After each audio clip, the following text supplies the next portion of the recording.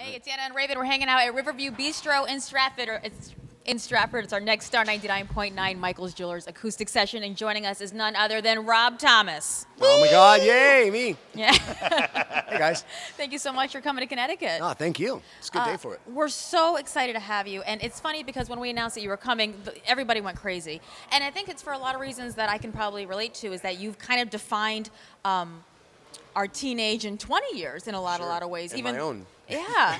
So when you look back on that, because the way people interpret music now versus then, and the way it's shared now versus then, is so incredibly different. Do you think it's better or worse, or what are your thoughts on that?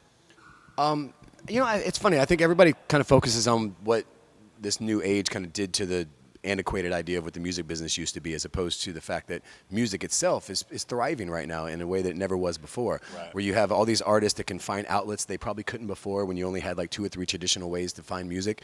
And then you have a connection, I think, between fans and the music and fans and the artists, that they, when I was a kid, if I could have been a part of the KISS Army, and that meant like I could have gone on Twitter and talked to, Gene Simmons, that would have been awesome. So, Right. yeah, I can see the good in that for sure. And a direct conversation too. You're right. I mean, that wall is totally removed now, as far as people can get that access right to you. Yeah, I mean, I think that some of the throw off of that is that you do wish that more people were kind of like growing up. Like my son now is 17, and he doesn't have a lot of bands that he's a fan of. He's a fan of songs. Right. Like, so He's this not song and keeping this song. albums. Yeah, and he's not like kind of going through that journey of an album. And I think that kind of started with iTunes, with the idea of like, instead of buying an album and taking that journey, you would buy, whatever song you like, and then kind of leave the rest out there. And I think if you're a new artist, that's even harder, I think, because it's hard to build a fan base that wants to come see you play live and stuff like that. Exactly, because you go to these places and people want to hear the hits. They want to hear what they hear on the radio, and then you don't have those people that are like the deep cuts off the album. And I think you wind up like with. record companies wind up, and this isn't like stupid record companies, but I think it creates a climate where they just put together a record, get 2 or 3 good songs on there, and then let's just get it out there, because that's all we need. Because by the time we're done with that, we'll be moving on to the next record. We just need that hook to get them in, to buy that thing right, and we'll be in the cycle. And that's what we'll be doing. There's no posters on the wall branding anymore. exercise now. You know what I mean? It's a branding exercise, and like for somebody for a very short period of time, as opposed to trying to grow them and really create an artist out of it. Right. I just wanted to mention the fact that, I've been going through your Twitter, and you're super active on there over the last few days, and I've just been screening through, and I was like, this guy is into everything that I care about. I was watching, all Walking the stuff Dead. about Sidewalk Angels, right? And you definitely are binge watching right now, Walking Dead, right? What do you take when you're on the bus? I mean, what's the thing that you've got to have with you? Because I know you're busy now for a while. It is, but you know what it is? I think Apple TV is the key, because you can. It's like a little box and has everything in the world that you would ever want right there, at your fingertips. You can get your Netflix and your HBO and your Showtime and kind of everything there. Like right now, we're watching on the right end. We were watching David Cross, like live stand-up. Okay.